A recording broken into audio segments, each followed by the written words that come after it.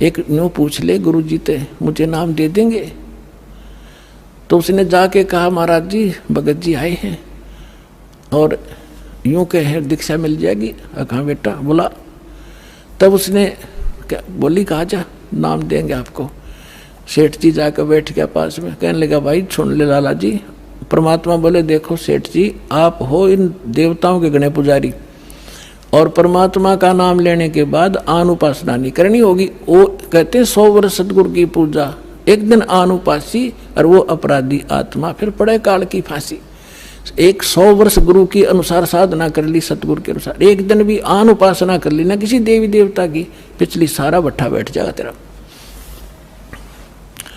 तो वो लाला जी बोला सेठ दामोदर, कहने लगे महाराज जी मैं बाणिया हूँ और सौदा करना खूब जानता हूँ, मैंने सारा कुछ सुन लिया और सब कुछ देख लिया। आज मैंने सारे कथा सुन रखी खूब बड़ी बड़ी, जो ज्ञान आपने दिया इस पृथ्वी पर नहीं, और मैं जो वचन कराया करूँ दाता और पक्का करता हूँ आप मेरे गुरु, मैं आपका चेला।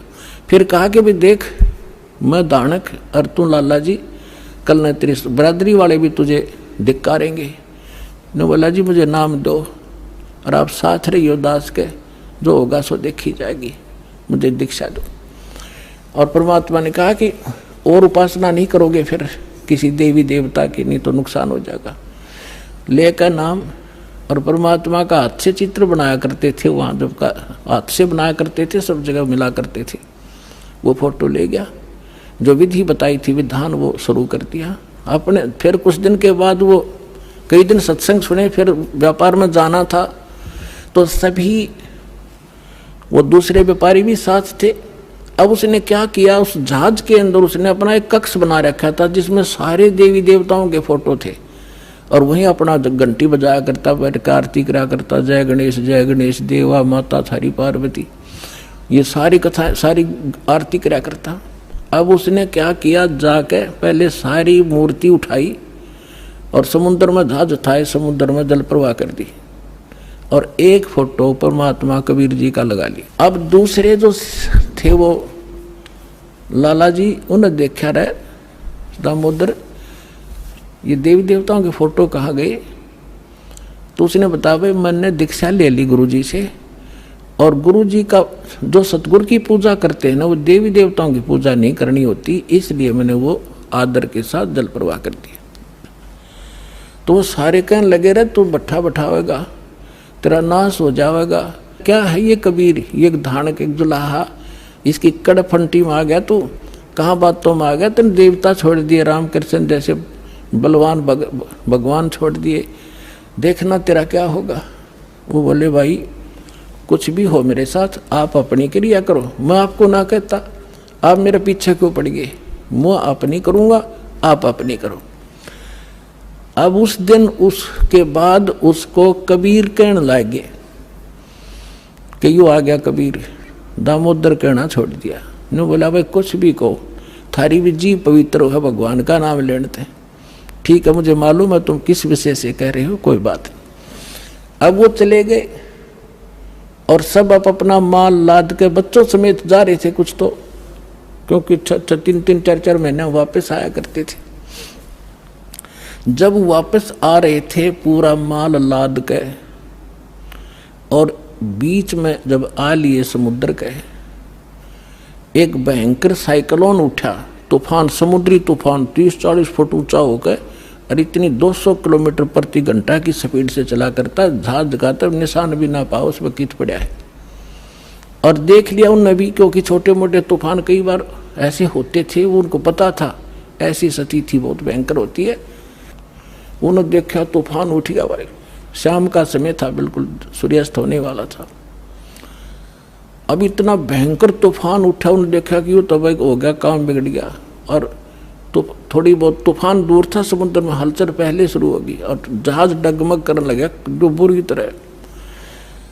अब सारे अपने अपने देवता ने याद करें, कोई राम ने, कोई कृष्ण ने, जो भी जिसका इष्ट था, और दामोदर शांत बैठे। अब सब घबरा रहे थे, घिगी बंदगी, बच्चे मरे, सारी संपत्ति का नाश हुआ था।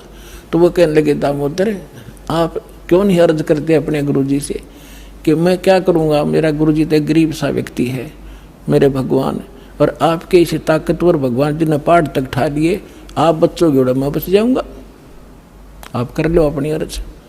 जब उन्होंने देखा कोई जतन काम नहीं कर रहा, उनमें एक वृद्ध लाला जी था, नो क्या कर भाई, क्या कर सतगुरु का भगत तगड़ा हो से, आप एक वे अर्ज कर दो। ने बोला तुम बैठ जाओ, कदे बीच में फिर नो को महाराज ने सुन ली थी, अग बैठा को नहीं जाता, तो कर लिया रजम बंद हो जाते। तब दामोदर ने कहा था, हे परमात्मा आपका ज्ञान समझ में आ गया, और मैंने आपकी महिमाएं निकाल घड़ी गा रखी है, और दाता मुझ नीच के, ठीक है आप तो समर्थ हो, सक्षम हो, कुछ भी कर सकते हो, अगर आज कोई उकचुक होगी मुझ नीच के कारण होगी, मेरे में कोई त्रुटि होगी, मैं आपकी मर्यादा ठीक नहीं कर पाऊंगा, हे परमात्मा आपकी बेइज्जती का कारण ये दास बनेगा। न्यू कह के बेहोश हो गया, हृदय से पुकार के इस बात ने सोच कर मैं तो बहुत क्या करता, परमात्मा न्यू कर दिया, उसका न्यू कर दिया, उसके ऐसे कर दिया। इतने समय में अंधेरा हो गया, रात के 8-9 बज गए, और चांदनी रात्रि थी। तूफान ऐसे बैठ गया जैसे छाड़ा सा वहीं का वहीं, नो का नो धरती।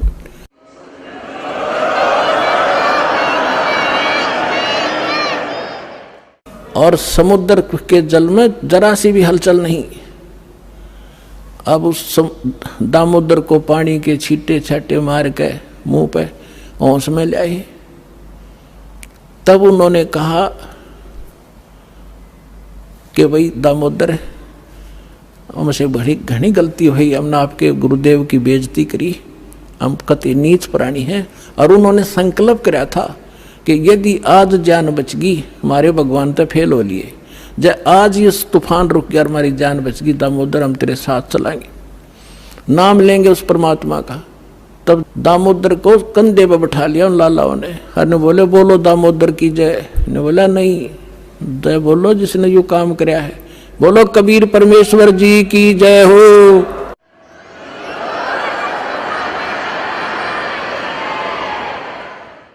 अब उधर से परमात्मा उसी दिन रात्रि में सत्संग कर रहे थे 7-8 बजे सी, और सर्दियों का मौसम था। अब कुछ भक्त सामने आसपास बैठे थे। एकदम परमात्मा ने क्या किया, ऐसे मुंह पर करनो हाथ फेर कर ऐसे झटका दिया, आसपास के बैठे भक्तां के छींटे लगे। उन्होंने सोचा भी पसीने कैसे आगे सर्दी में, गुरुजी आपके पसीने आगे? तो पर वो बोले ना भाई पसीने को नहीं आए। और क्या था, ये पानी कहाँ से आ गया? कि मेरे भगत का जहाज डूबा था, दामोदर सेठ नहीं था, अभी नाम लेके गया था, हाँ जी, उसका जहाज डूबा था भाई, अब वो उसने बचा कर आया हूँ। अब वो भगत सोच रहे थे अक भाई, अब क्योंकि हम भक्ति अवश्य करते हैं लेकिन विश्वास दृढ़ नहीं होता। और परमात्मा कहते हैं कहा हो तो हरि नाम से, जब मन में नहीं विश्वास, बिना विश्वास के जो भक्ति करते हैं वो सफल नहीं होते हैं। तो वो कच्चे से थे और मन में उनका न्यू थी, ऐसे ही शब्द गा रहे थे, ज्ञान सुना रहे थे, पसीने आगे होंगे, हमारे सामने बैठे और वहाँ कैसे समुद्र में जहाज बचा के आए हैं। वो तो बात कही आई हुई। अब वहां से जब वो चलकर आए सेठ, 1-2 दिन और लग गया उन्होंने। उस दिन फिर सत्संग हो रहा था। वो पहले अपने घर गया, घर जाकर पता चला कि मेरी धर्मपत्नी भी उड़े जा रही है, सत्संग में गई हुई है। और सारे वो सेठ ने बोले पीछे घर जावांगे, और सारे बच्चा ने साथ ले रहे, पहले अब परमात्मा का उपदेश लेंगे जब घर बढ़ाएंगे। अब हमारा बाकी आज का जीवन, आज के बाद का जीवन उनका ही हमारा। और सारे वहां चलेंगे, सीधे वहां 15-20 लाला जी उनका परिवार है। अब क्या हुआ, अब उधर सत्संग चल रहा था, वही भक्त मिले जुले से वो आया करते उस क्षेत्र में, तो सारे वही बैठे। और पीछे तय क्या हुआ, वो सारे के सारे जाकर बाहर खड़े हो कहने जय हो पाबंदी छोड़ कबीर साहब की, जय हो भगवान कबीर साहब की। परमात्मा बोले रे बाहर कौन शोर कर रहा पता करके आइयो।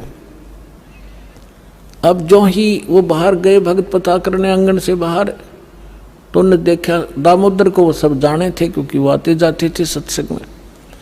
तो उन्होंने आकर बताया जी दामोदर सेठ आ रहा है और उसके साथ और कई लाला जी हैं, सेठ हैं, और आपका दर्शन करना चाहते हैं। बोला बुला लो भाई, क्या बात होगी।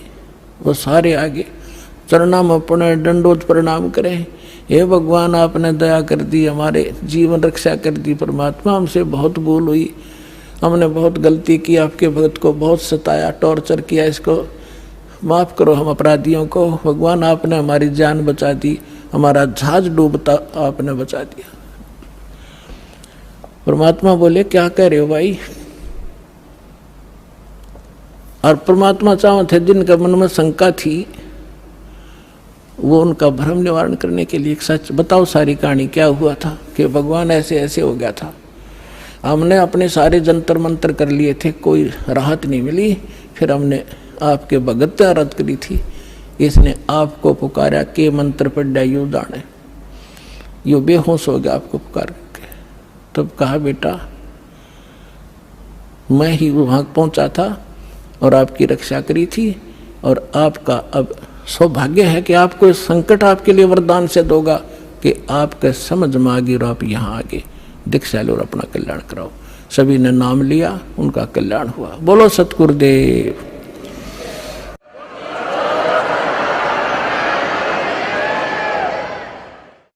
दामोदर सेठ के हुए थे अकाज, अर्ज करी डूबता देखे जहाज। दामोदर सेठ के हुए थे अकाज, अर्ज करी डूबता देखे जहाज। लाज मेरी रखियो गरीब नवाज, समुद्र से पार लंघाने वाले। लाज मेरी रखियो गरीब नवाज, समुद्र से पार लंघाने वाले। धन धन सतगुरु सत कबीर भक्त की, पीड़ मिटाने वाले। सत सहे।